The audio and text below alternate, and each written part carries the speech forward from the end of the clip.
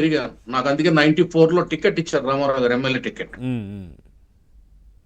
సరే అండి, ఇప్పుడు రామగోపాల్ వర్మ గురించి, పోసాని కృష్ణమురళి గురించి ఇప్పుడు రాజకీయాలు మాట్లాడే దౌర్భాగ్య స్థితి రాష్ట్రంలో దాపురించింది. అంటే వాళ్ళ రంగం వేరు, మా రంగం వేరు. అంటే ఆ గత పాలకులు ఆ విధంగా ఇన్వాల్వ్ చేశారు వాళ్ళను ఇందులో. అదేనండి, కరెక్ట్ కరెక్ట్. అదే నా భావం కూడా అదే చెప్తున్నాను నేను. ఈ రామ్ గోపాల్ వర్మ తన పని ఏదో తను చేసుకుంటే, పోసాని మురళి తన పని ఏదో తను చేసుకుంటే, ఈవేళ మేము వాళ్ళ గురించి మాట్లాడే పని లేదు అసలు.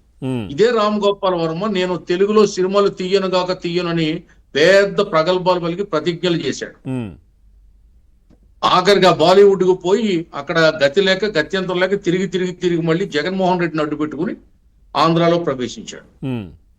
ఆ సినిమా అదేంటి, అమ్మ రాజ్యంలో కమ్మరెడ్లు. ఇందాక కోటేశ్వరరావు గారు చెప్పినట్టు అప్పుడు ఏదో కంప్లైంట్ పెడితే పేరు మళ్ళీ టైటిల్ చేంజ్ చేశాడు.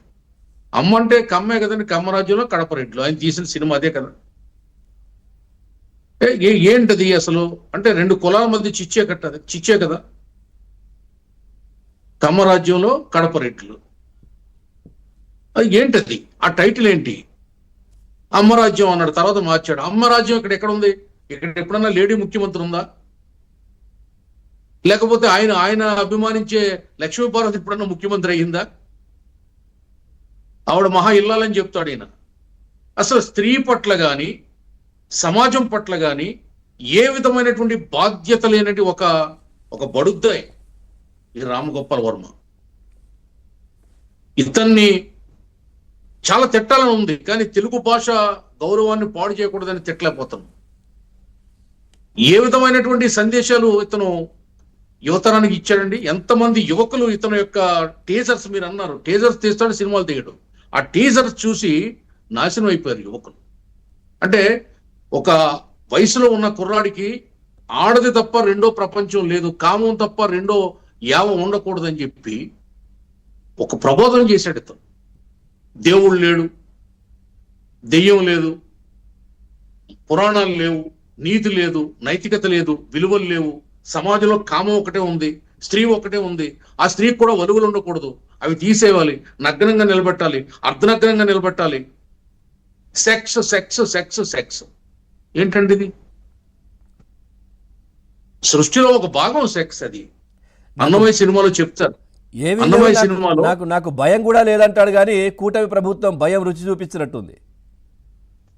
అదే ఇప్పుడు అన్నమయ్య సినిమాలో చెప్తాడు, ఏమిటని స్వామి ఇది అని నాగార్జున వెంకటేశ్వర స్వామిని అడిగితే, సుమన్ మారువేషంలో ఉన్న వెంకటేశ్వర స్వామిని అడిగితే సృష్టి కార్యం చేస్తున్నటువంటి తల్లిదండ్రులని చెప్తారు ఆ నగ్న చిత్రాల గురించి. అది సమాజం, భారతీయ సమాజం. వాత్సాయన కామసూత్రం చెప్పింది అదే. పవిత్రమైనటువంటి సృష్టి యజ్ఞమే సెక్స్. కానీ దాన్ని ఇతను సినిమా వస్తువుగా తీసుకుని, ఇతను ఒక దర్శకుడుగా అతను గతంలో ఉన్న పేరు ప్రఖ్యాతలను అడ్డం పెట్టుకుని కొంతకాలం బ్రతికాడు. ఇప్పుడు రాజకీయాలను అడ్డం పెట్టుకుని ఏపీ రాజకీయాలను టార్గెట్ చేసి, తెలుగుదేశం పార్టీని టార్గెట్ చేసి, చంద్రబాబు నాయుడు గారిని, పవన్ కళ్యాణ్ గారిని, లోకేష్ గారిని ఇష్టం వచ్చినట్టు మాట్లాడుతూ, జగన్మోహన్ రెడ్డి ఇచ్చే కిరాయికి, ఆ కూలి డబ్బులకి కక్కుర్తుపడి ఇటువంటి సినిమాలు, దరిద్రపు సినిమాలు తీసి సమాజంలో కొలచిచ్చి పెట్టాడు, విద్వేషాలు రెచ్చగొట్టాడు. కోటేశ్వరరావు గారు అంటున్నారు, సెన్సార్ సర్టిఫికేట్ ఇచ్చింది కదా, కేసు నిలబడదేమో.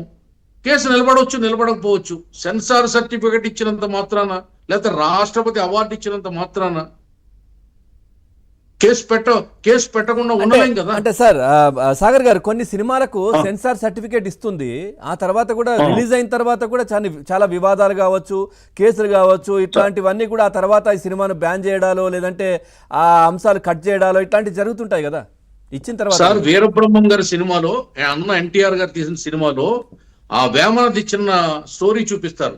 వదిన గారు ముక్కెర ఆవిడ నగ్నంగా ఉండి ఒంగుని ఆ వెనకాల నుంచి వచ్చి ఆయన్ని రెండు కాళ్ళ మధ్యలోంచి ముక్కరు తీసుకోమని చెప్తుంది.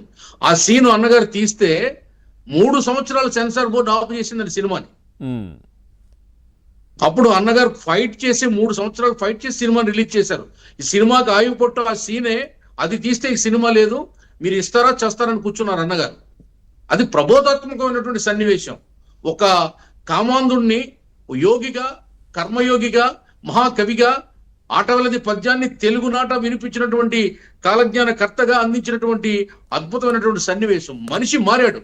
రాక్షసుడు ఒక ఋషీశ్వరుడుగా మారాడు, అవధూతగా మారాడు.